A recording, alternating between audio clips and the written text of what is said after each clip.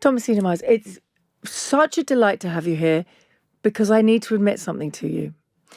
That the name of your restaurant does something really weird to my stomach. No. You think I'm joking.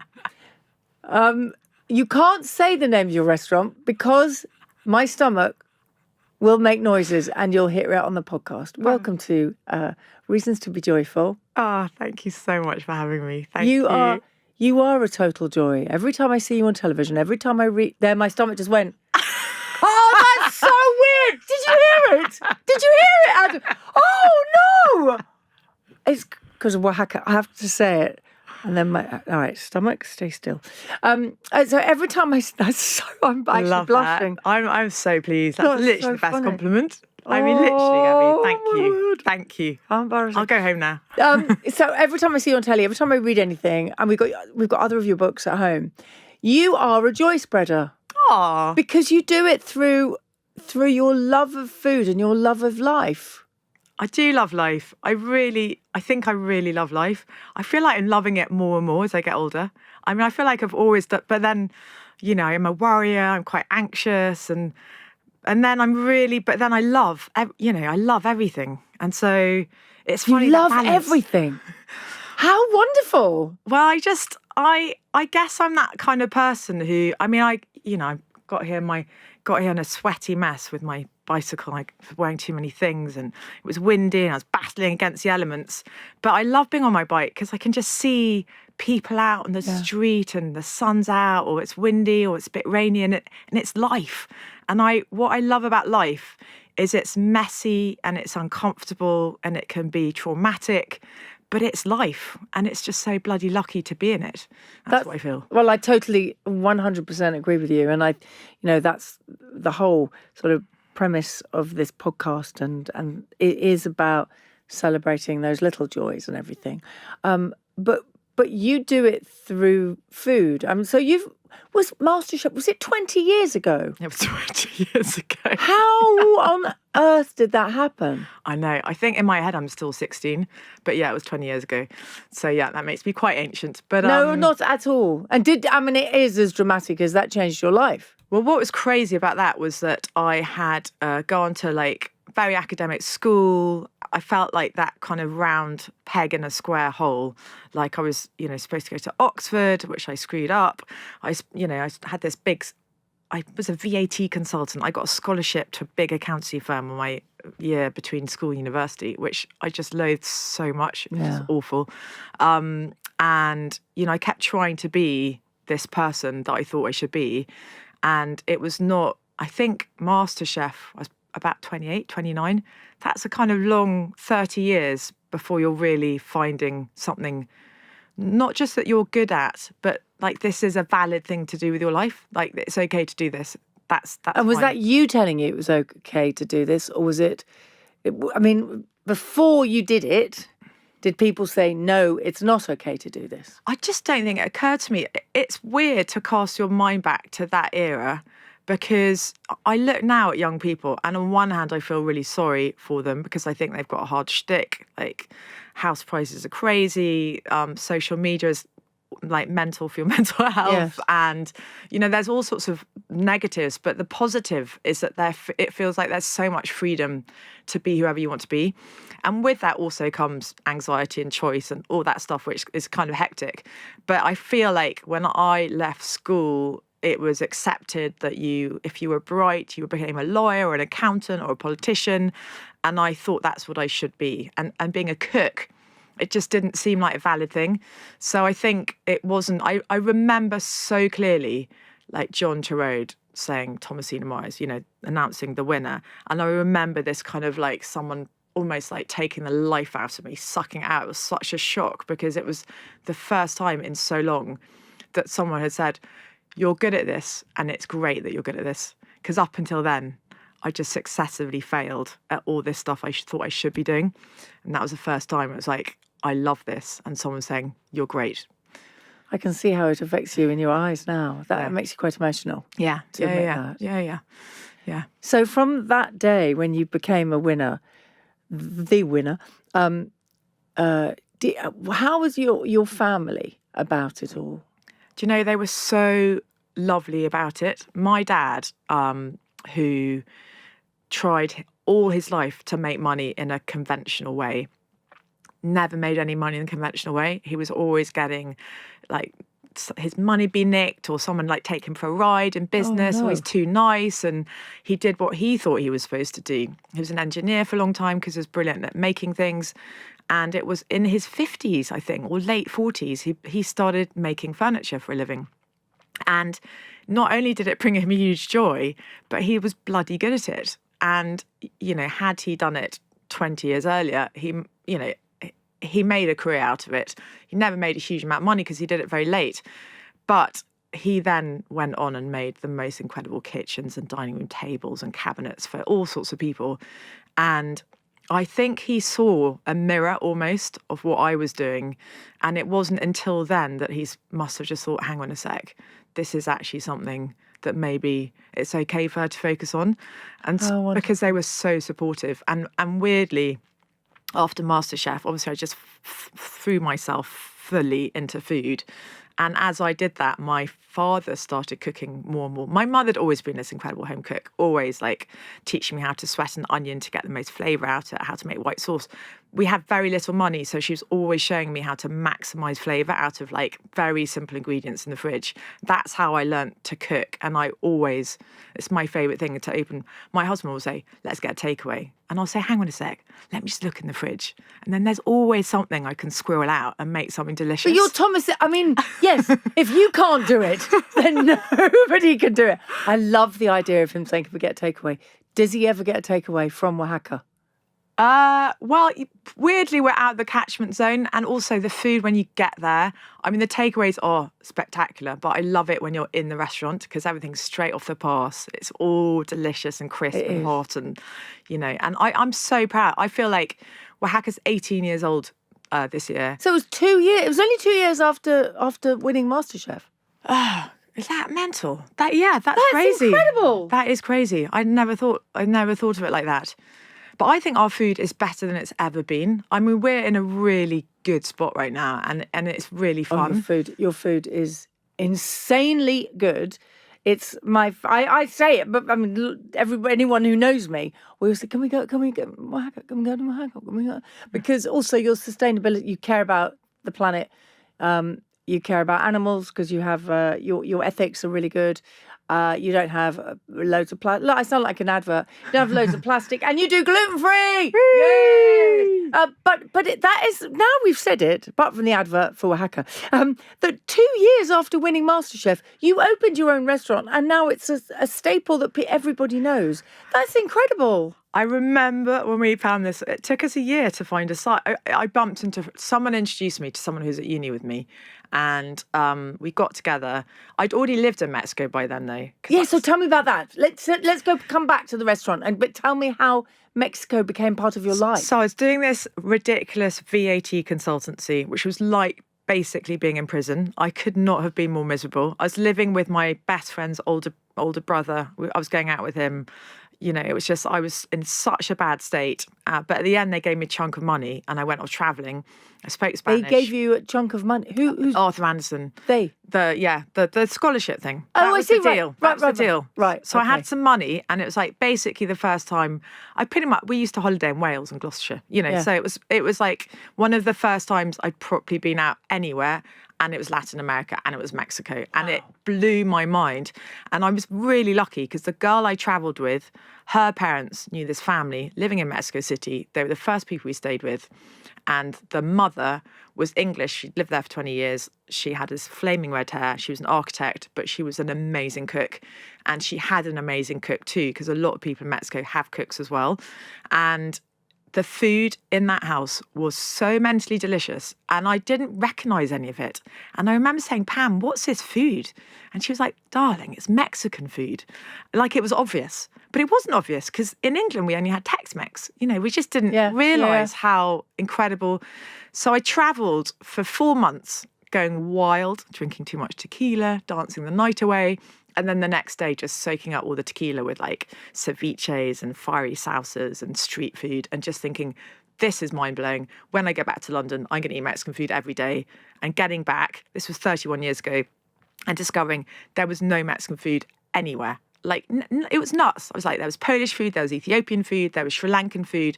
Which is wonderful as well, that we have such a variety. But there was no Mexican. But no Mexican. Yeah, so... And it was big in the States already, wasn't it? It's mass in the States, which I guess is logical because, you just have to, if you're Mexican, you could just walk up. Well, less so nowadays, but, it's very close. So there are not many Mexicans in the UK. There's not much sun. There's permanent sunshine in Mexico.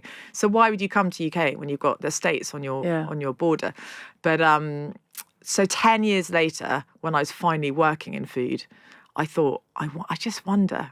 Because by that stage, I was like, is my head playing tricks on me? Is it really that good? Because there's still no Mexican 10 years later. There was one restaurant, I think, on the Euston Road, a bit old-fashioned. So I went back. This great friend of mine who does Barafina, Sam Hart, said, I know someone who's about to open a cocktail bar in Mexico City and they need someone to run it. You could go out and do that. I was working at the River Cafe. It was my first shift as a waitress, and I got this call going, you've got the job. So I had to resign a day after I'd started work. Oh, wow. And then I went off to Mexico City, and it was just mental. I was there for over a year, opened a cocktail bar, ate everywhere, travelled everywhere, because it's very regional, the food. So I was going to the Yucatan, I was going to Veracruz, I was going to Oaxaca, I was going to Puebla or Ensenada, just seeing how the food changed in all these different places. So I guess after MasterChef, I had all these ideas fizzing around in my head, and I was just like, I've just got to go for it. So, okay, we'll go back to that. So then you got a call from somebody about they're thinking of opening somewhere here. It was a friend from uni. He wanted to open a restaurant, and he was really into seasonal market food. And I said, that's fine, but I've got a much better idea. And I took him to Mexico. He had a bit of money, and he said, fine, take me. And I took him to some of my favourite restaurants in Mexico City, and my tummy was just rumbling at the thought of that. And I took him to a few places, and he was just like, wow, this is crazy. And we started looking for a site. And it was terrifying because the first site we could actually afford was this old Irish pub in a basement in Covent Garden. It was the cheapest of, we spent a year looking, and no one knew us. We had no background. In those days, it was really hard to get any sites. So we found this big old basement pub. Took us a year. So So it was literally as you won MasterChef, it took a year to find somewhere. Well, no, I went. I went to work for Sky first. So straight after, I think the prize for winning MasterChef was to work for at the Gavroche for 3 months peeling potatoes for no pay, and I was so skinned because I'd been, such a, I want to say fuck up, but I've been failing at everything for 10 years. in your eyes, you had been. Yeah, you experimenting. Experimenting. Yeah. Now I'm now can look back on it. Took a long time to look back and be able to say I didn't waste that decade, but obviously you're learning, aren't you? You're always learning. So I think I've lost my train of thought now. Yeah, no, about that, because I said about the year between, because you'd won MasterChef 20 years ago. Yeah. You then took a year to find the restaurant, and that was 18 years. But straight after MasterChef, I remember going to work for Sky because a friend knew her, and that was like incredible because MasterChef, John and Greg said, we believe in you, you should do this. And then I went to work for Sky, and she was working at Peasham Nurseries, which was in this idyllic garden where they were growing everything. And in the morning, I'd go out into the garden and pick artichokes or herbs or Swiss chard, with my little kitchen knife. And it was so small when I started that I could do the meat section, the salad section. You did everything because it was a very small team. So it was a really amazing learning curve. But also, her food is like art. So up until then, I was a bit of a messy cook. I think Greg said I was a butch, butch cook, like eccentric butch cook. At Skies, I learnt the beauty of vegetables or the colour of radicchio or, how a blood orange looks, the simplicity of beautiful ingredients and how to make them gorgeous on a plate. And so that was incredible, just learning how you can make food look so that you're almost eating it before you even sit down. So that was fun.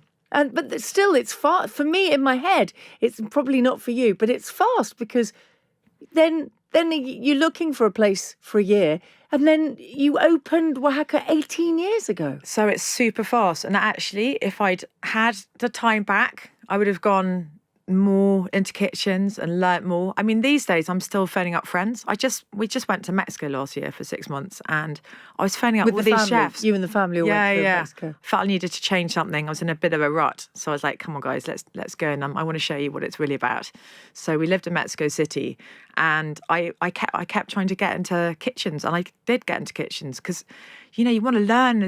That thing about learning, it never leaves you, does it? I love learning new things. Love learning new things. And I feel like I missed out on, I look at young kids now who've just done 3 years with so-and-so and 3 years with so-and-so, and I think, you lucky things. I kind of missed out on, I leapfrogged that. And I still, you know, sometimes I think, God, if I get that time back, I'd have just done like 7 years in kitchens, learning as much as possible. And I still obviously trying. But yeah, it was very quick, went straight into the deep end. And it's a boy. How many have you got now?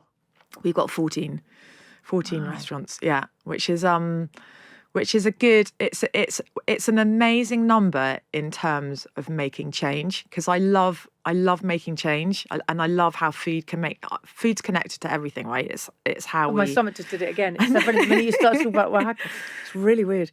Yeah. But it's how we eat makes us feel good or bad. How we grow food is either really good for the environment or really bad for the environment. Food connects us, it gives us joy, or it, you know, is a cause of lots of bad health and all sorts of bad stuff. So, you know, I helped Henry Dimbleby and Nicole Pisani set up Chefs in Schools 6 years ago, which is a charity that puts one trained chef into a school kitchen of 6 or 100 or 1,000 kids, and it transforms how they eat or think about food. Fantastic. It's such a, and I love how small levers can make proper change. So Oaxaca, last year we had this skirt steak taco, and a skirt steak anyway is quite hard to cook. It's a temperamental piece of meat, but also it's 6 kilos of a whole 200 kilo animal is a skirt. So now, instead of cooking this tiny piece of meat, which we're getting from lots of different animals from lots of different farms, we were being told it was grass-fed, that was all good. But now we take in a half carcass, we slow cook it, and it means instead of getting it from like 300 or 400 animals a week, we can pinpoint it to 8 animals a week, from 400 to 8, which means those animals are coming directly from farms that we know are no longer doing pesticides, herbicides, they're cutting down their nitrates, and all of the nature in those farms is flooding back in. They're getting like rare birds coming back, they're getting owls coming back, you know, like wildlife flooding back.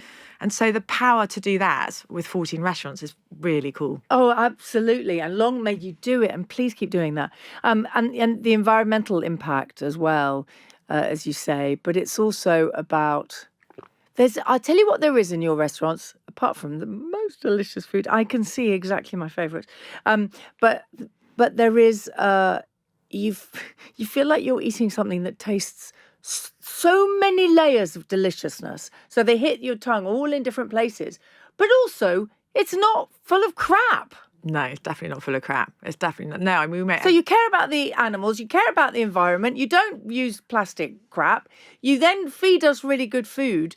It's a pretty win-win-win. Well, I do sound like an advert for your restaurant. Well, I didn't know, honestly. It's so lovely. It's what's so cool about Mexican food for me is that so I've got this book out, and I was writing the introduction to it, and for so long when I was cooking, your new book. Let's talk about your new book. Well, it's called Mexican Table, and it's the food that I cooked for my kids and for my friends in Mexico when I was living in Mexico City last year. So it's really personal.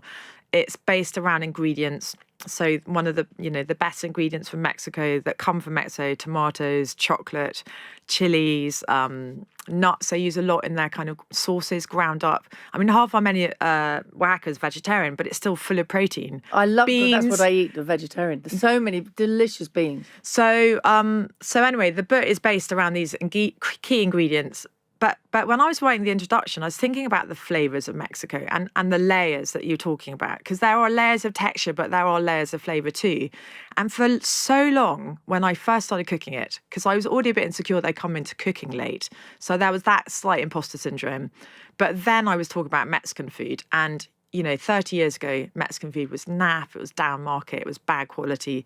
And other chefs used to look at me like I was like an idiot for choosing to cook, Oh, that's horrible. naff food. Oh, that's Because horrible. Mexican food was seen as so inferior.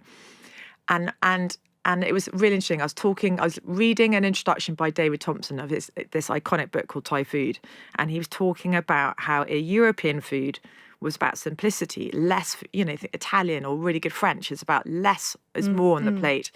And I kept trying to think about Mexican food in this light and thinking, something's wrong, it doesn't work. And does that mean Mexican food's inferior? Is it less good? Because there are quite a few ingredients in some of the sauces and some of the salsas. And then David Thompson just spelled out beautifully when he's like, Mexican food's about balance. It's about a balance of acid from fresh lime and zing, or, a bit of acid from the vinegar.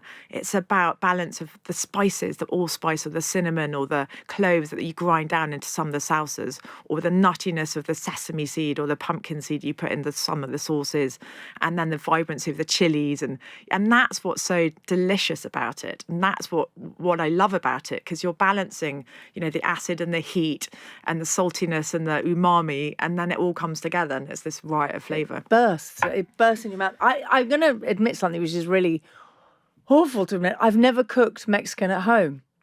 So I've got one, I think it was one of your first books. Which one? I was looking at it this morning at home. I can't remember what it's called. I've suddenly gone blank. But I've cooked many of your recipes in it because it's really accessible. It's really accessible. But your new recipe book, I love the idea that you're going to make it easier for me not to panic about doing Mexican food at home. Because my go-to, as I said, is Oaxaca, and we do get it delivered. And they do. We live nearby each other. They do deliver to our area. Okay. Well, of course, we've got Paddington now. Yeah, we do. You do. But I want to be able to cook it at home without buying a pack of something, which I've never done. I don't like buying those because I don't know what's in them. But I want to be able to make Mexican at home, and I'm sort of scared of it. Why am I scared of making it? But I'm scared of making wonton, because it's not familiar to me. So I think it's elements of it are, this is an ancho chili. Well, how do I know if I should use an ancho or a guajillo or an arbol, for instance? That's 3 dry chilies right there. But it's familiarity, isn't it? And just thinking, but also now you can get the ingredients. I mean, when I first started cooking it, we had to import chipotles. You couldn't get a hold of a chipotle in this country when we opened Oaxaca. So I had to literally open a supply chain to get chipotles in. That's incredible. Yeah, it's nuts, isn't it? So, and now I think as a consumer, more and more you can get corn tortillas, you can get, there's an amazing company called Masafina, which hopefully at some stage will start selling their flour tortillas in shops because they are insane. But there are all sorts of companies now sell the chilies. And so I do get the bit, and I make my own, I go as far as making my own guacamole. Delicious. I've done that. And for years, I think when I was a student, we all made chili. Yeah. It was just, and I'm veggie. So it was like every bean I could find, even as a student, I just put lots of beans in and threw chilies in, and that was chili, because that's what we all thought. So I think those are they're the go-to sort of easy starter ones. But I love the idea of your new book, that it's stuff that I could find at home and create Mexican food with just those bits, those added layers. Well, it's like a mole. So a mole is a sauce. So guacamole is an avocado sauce. And it's such a nutty idea. What's a mole? In the old days, what's a mole? It's a mole. So what is a mole? Well, it's basically just a sauce that is using toasted nuts or seeds to give it body and, protein and deliciousness and nuttiness. And then a few spices, allspice or cinnamon, say.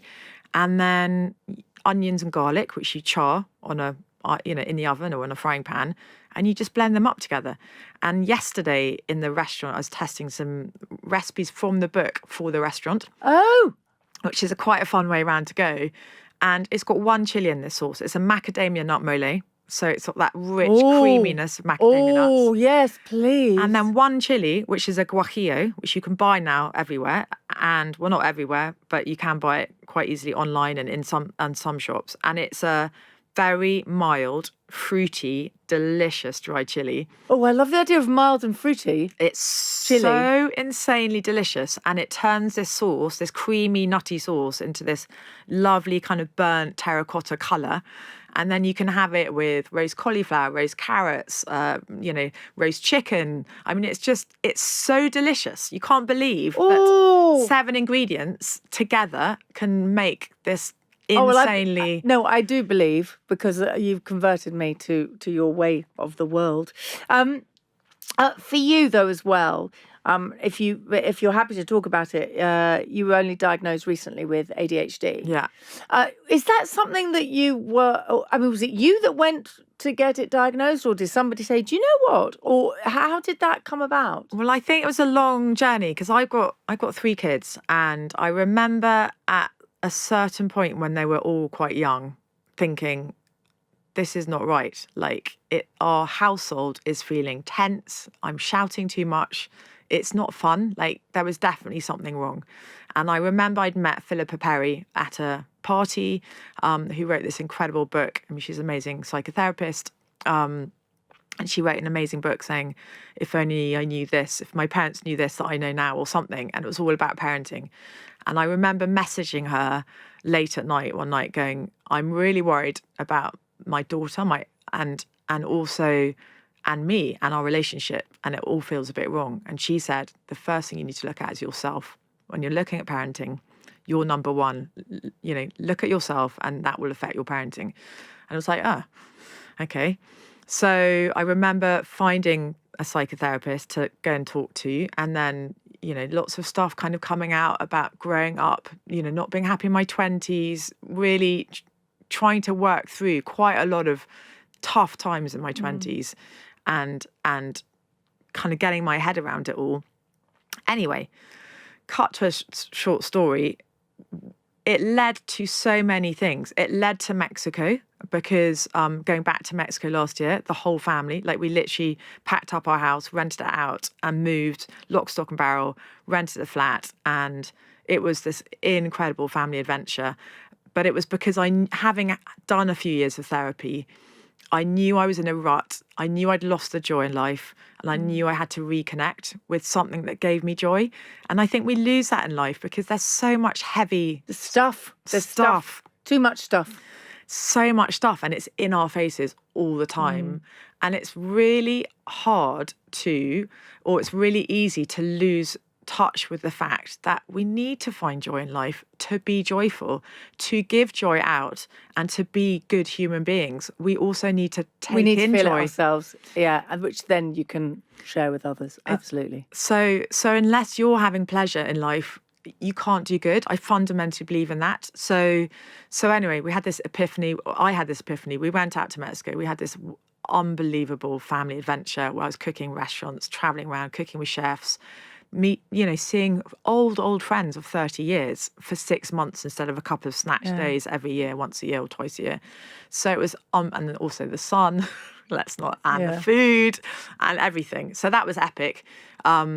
But just before I went, I think I'd realised, because of all this self-discovery and journeying I'd gone on, I thought I remember listening to a Gabor Mate book on ADHD. And then my husband listened to it and he just laughed at me, and he was just like, you just need to go and get yourself diagnosed. I think at that stage, I thought my middle child had ADHD. Then I thought my youngest had ADHD. Then I got them all diagnosed. And then weirdly, they thought my eldest had ADHD. And it was just but then they definitely said, no, also you've got ADHD. And we then went to Mexico. I didn't actually think anything. I didn't have time to even think about it. Yeah. But since I've got back, which was a year ago now, I've really had time to read more about it, listen to podcasts. And it is mental the way, we grow up and we feel that we ought to be living a certain way.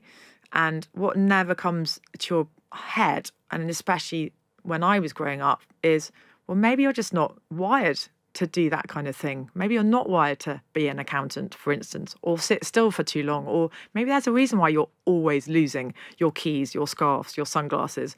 Maybe that's okay. And I think for so long, I beat myself up all the time for being a total lost cause, an idiot. I find that so heartbreaking that I'd say probably 90% of the people I know or that I chat to on the podcast and on various TV and radio shows all feel the same. And it is a generational thing. I think it is different now. There's still judgment out there, and social media has caused it to sort of escalate in a different way. But you know what? Not everybody has to be the lawyer, the doctor, the accountant, as you were saying before. And you can have those. You can be you. Yeah. And I think it's the fear of being you that gets in the way of everything. And we're supposed to do this. We're supposed to do that. I find it sad, and I don't mean that in a patronising way, that for all those years you thought of yourself as a failure, but actually your story's incredible and it's a win and it's a success, because look where you are now. And if you'd known, I had this conversation with my husband the other day, that if you'd known then what you know now and where you are now, the then would have said, actually, you know what? You're going to be okay. Yeah, exactly. Yeah, no, it is. It's interesting, isn't it? I think I was slightly tormented by, in my head, the lost years, which for a long time I felt I just thrown away so many years, and I'm feeling quite emotional talking about it. But when I look back also, and when I think about now, I just feel so lucky that I am doing something I love so much. I get so much joy from feeding people, from cooking. Also, do you know what's amazing, Gabby? I'm really good at fucking cooking. I can say that now. And it's taken me 49 years to be able to say I'm good at anything, because I've always thought, no, you thought can't, of yourself as a failure. Can't say that. But also like, oh, that's, boasting, you're arrogant. But I'm a bloody good cook because I've worked at it for all my life. I've been cooking, and I love feeding people because it brings joy, and I can see the pleasure I give to people when I feed them delicious food. And what's not to love about that? I go down the street, I'm not that well known, but I'm a bit well known, and people stop me and go, oh, I cooked your recipe and I loved it, and I also do this one. And I just think that's really fun to do something for a living that you get pleasure from, and you give pleasure, and you did a bit of fun stuff along the way as well, go dancing sometimes. What's not to love? So I just think I'm really lucky, and maybe if I'd had all that straight away, I would have been an arrogant shit, maybe.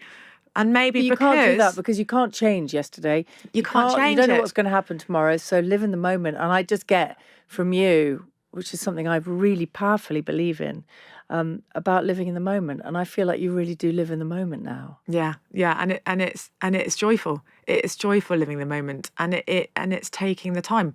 And it takes work, by the way. I am ADHD. My head is scattered if I don't get enough sleep, if I drink too much, if there's lots of things that fry my brain and I can get adrift a bit. But now I really do that boring stuff. Like I try and meditate a few days a week, try and do a bit of exercising, get out in nature, cycle everywhere to get rid of my insane energy. And I know those things make me happy and they ground me. And because I don't care anymore about what people think about that, yes, then I just do the stuff for me, which yes. makes me happy. And then I know I'm a functioning, thriving human being that can give joy. Because as long as I'm looking after myself, then I can, look after all those around me. And that's what life's about. We've all got to just look after the people around us and spread that joy, because the world is nutty at the moment. And I feel like the root cause of the nuttiness is so many people haven't found the joy. Well, it's the narcissists apart from the world, or the narcissists who have no idea. They've got no empathy, no sympathy, and certainly don't know how to spread the joy, feel it themselves. Yeah. They just want to win, win, win. Well, it's the winning. It is. The competitive, it's quite masculine, isn't that, competitiveness? Instead of just thinking, do you know what? If we shared it all out a bit, then everyone would be okay.